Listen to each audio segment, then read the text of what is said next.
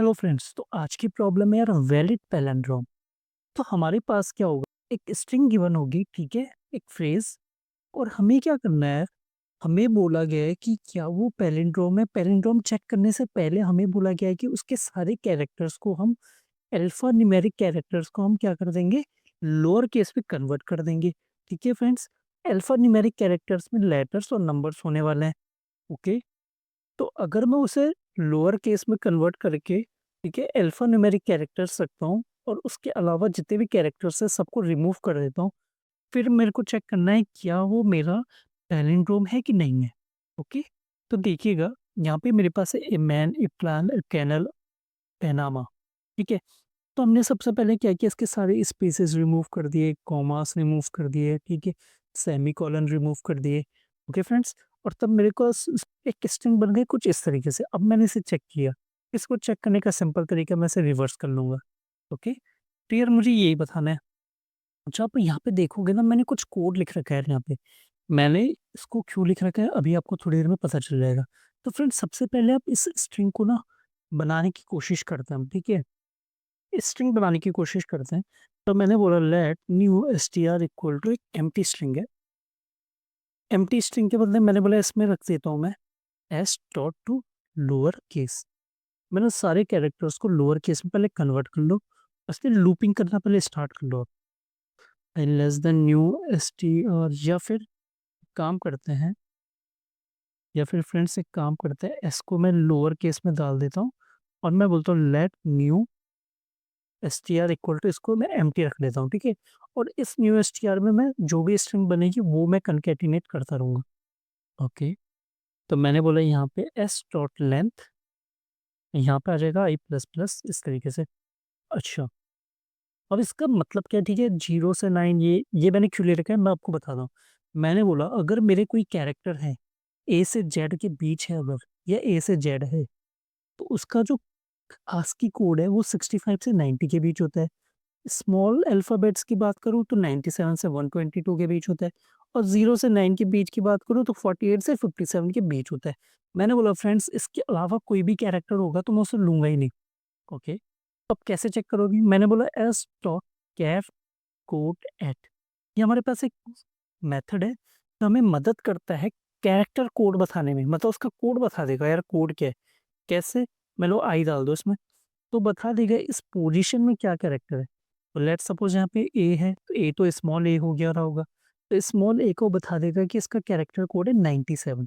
ठीक है, तो मैं यहाँ पे बोल देता हूँ कॉन्स्ट कोड इक्वल टू इस तरीके से।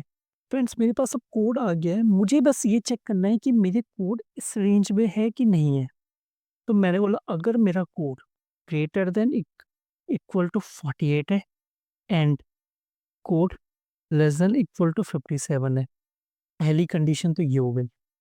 ठीक है, मतलब इसका मतलब ये है कि मेरा जो कोड, पहला कोड है, पहला कैरेक्टर है वो 0 से 9 के बीच है। मैंने बोला या फिर code greater than equal to 65 है एंड कोड जो मेरा है लेस देन इक्वल टू 9090 है।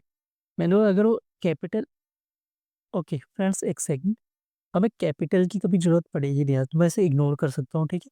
आप इसे इग्नोर कर लीजिए क्योंकि कैपिटल तो कभी आएगा ही नहीं, हमने तो सबको स्मॉल में कन्वर्ट कर दिया। तो अब बात आती है 97 से 122।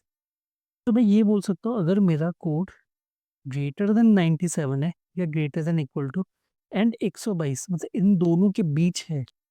अच्छा, इन दोनों में से अगर कोई भी कंडीशन ट्रू हो जाती है फ्रेंड्स, तो इसका मतलब है कि जो मेरा कैरेक्टर है ना वो या तो कैपिटल है, या तो सॉरी वो 0 से 9 है, या फिर वो ए से जेड के बीच है। ठीक है, इसके अलावा कुछ होता है तो मुझे कुछ नहीं करना। तो मैंने बोला new S T R plus equal to S का आई। तो friends, new S T R में इस तरीके से मेरे पास आ जाएंगे सारे कैरेक्टर्स जो कि स्पेस ये सारी चीज नहीं होंगे जिसमें, ठीक है, जिसमें केवल 0 से 9 और स्मॉल ए से जेड होने वाला है। ओके, ये करने के बाद मैंने यहाँ पे सिंपल बोल सकता हूँ return new S T R dot.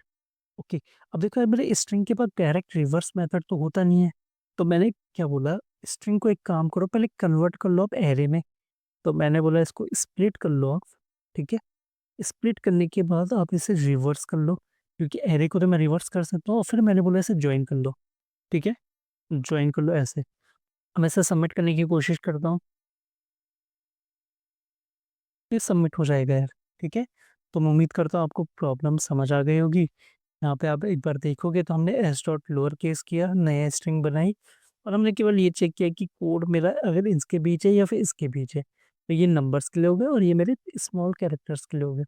अगर इसके बीच है तो न्यू एसटीआर को अपडेट कर दो, फिर इसको स्प्लिट करके जॉइन करके इस तरीके से कर लो।